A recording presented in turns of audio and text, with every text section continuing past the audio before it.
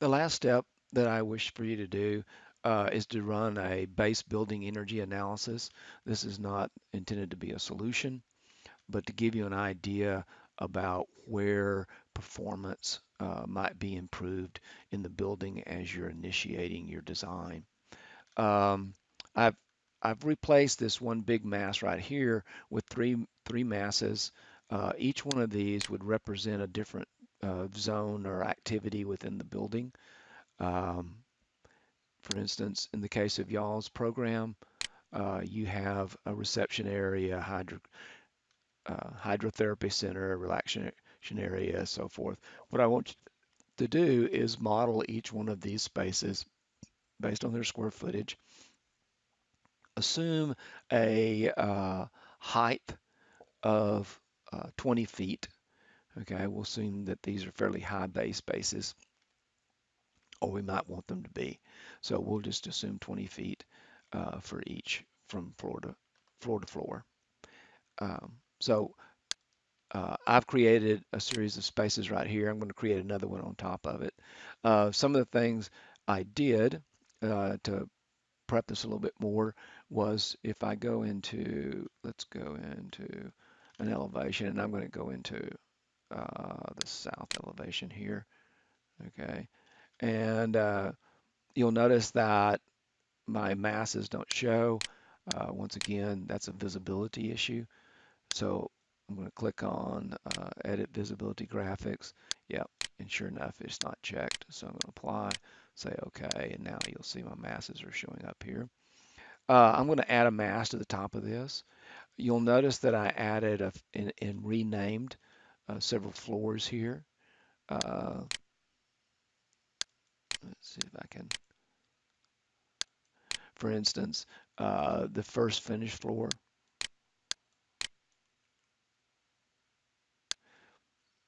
is, I renamed that the first finished floor. I renamed one floor the first finished floor. Um, and then I established above that where the next finished floor would be, and then where the roof is, because I'm going to make this a two-story massing. Now, if you just have one story, you may not need to make this, but I created a few more levels to make it easier for me to place geometry in the model, and then I renamed them so I'd know a little bit more specifically about what they were. Uh, so with that done, then what I'm going to do is go ahead and make this other level here. I think I made the floor to floor 16 in this case. Um, Probably for you, you'll need higher ceilings in some of these spaces. So 20 to 20 foot floor to floor might be better. Either one is okay as long as you understand what you've done and what you've assumed. So I'm going to add another mass on top of this. And to do that, I'm going to go into that second floor that I created. You'll see right here, finished floor, second floor. And I'm going to go in here. Uh, I'm able to see this.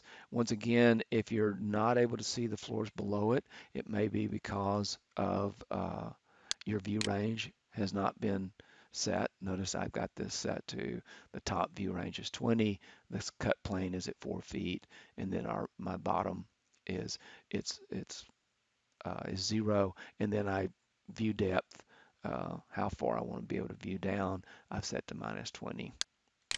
Okay, so I'm able to see 20 feet beyond the level, which gives me a good insight. And you may have to lengthen that or whatever.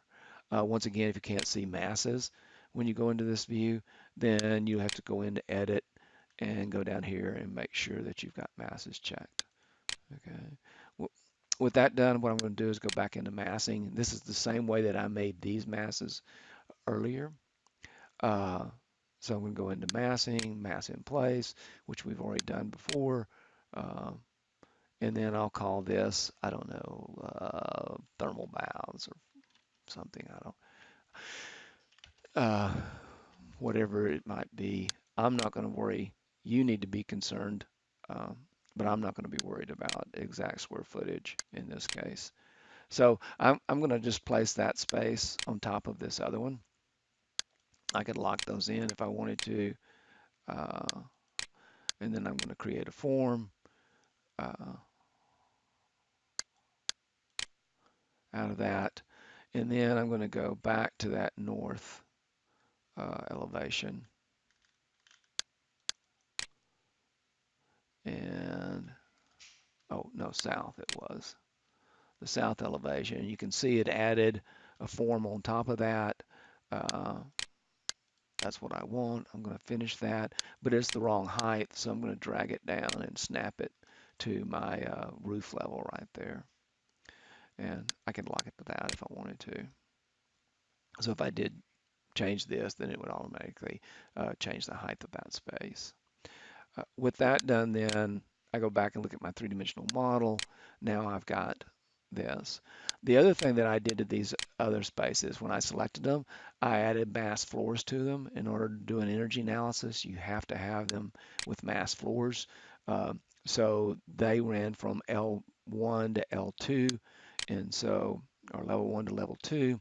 And so I made mass floors so that they would have roofs and floors here. This one, of course, I just made it so it doesn't have mass floors, but it starts at L2 and goes to L3. And so I'm going to say OK to that. So now I've got mass floors. One thing I need to make you aware of is do not put mass floors in these.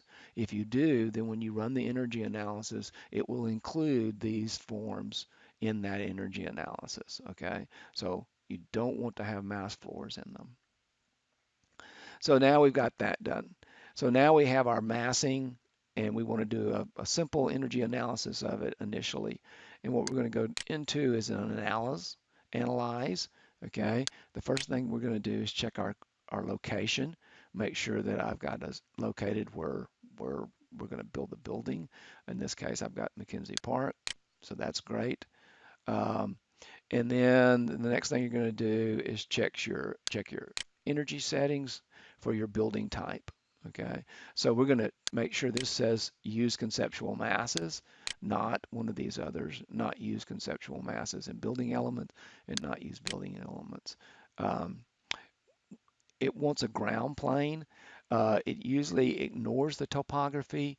We can include the topography, but it increases the analysis time tremendously. So it's best in this case just to create a level. Since the floor level is L1 finished floor, I'm going to use the L1 finished floor since that's my floor level of my first floor. And then new construction, these just leave them. And then let's go into edit options here. I should, if this is grayed out, it's probably because you don't have any mass floors. Okay, so check that if this grays out on you. Uh, Target percentage glazing. This is going to add a percentage of glazing per surface area of wall.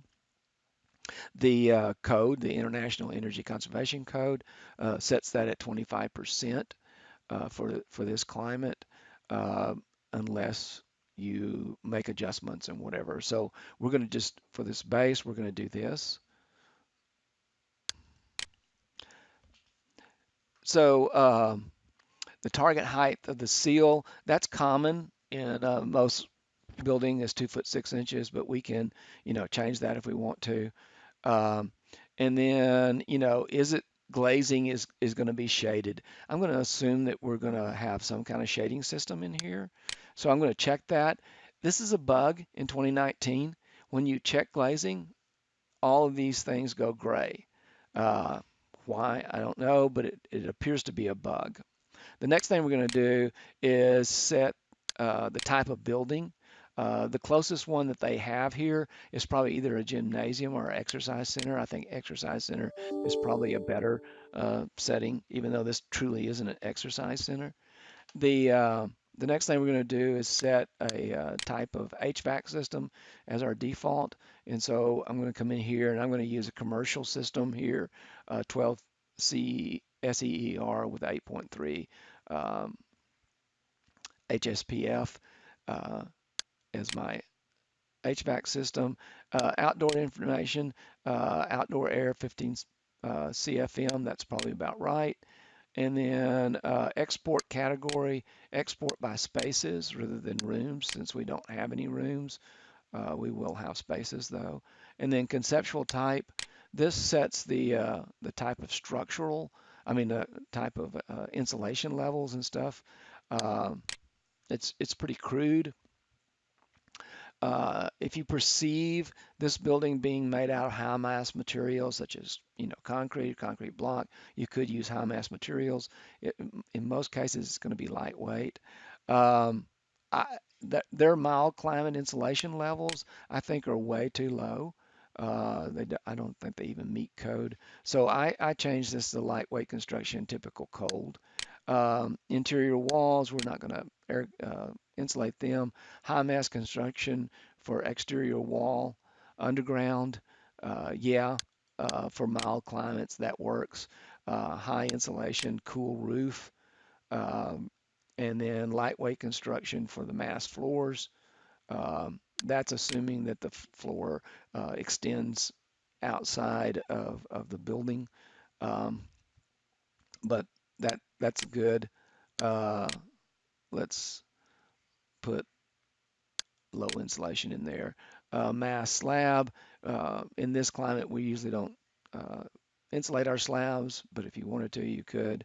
Uh, on as far as mass glazing, a double pane, tinted. The default is clear. Code wouldn't even allow you to use um, uh, a clear glazing. Double pane skylights.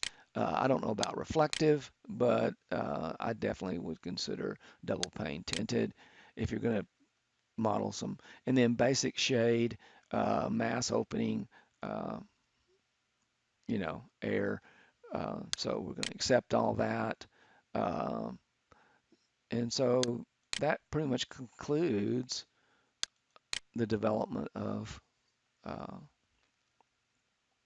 the model. So the next thing we're going to do is come in here and create an energy model.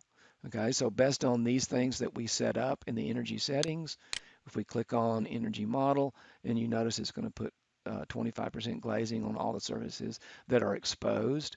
And of course, the surfaces between are not. But these are all created as different kind of zones.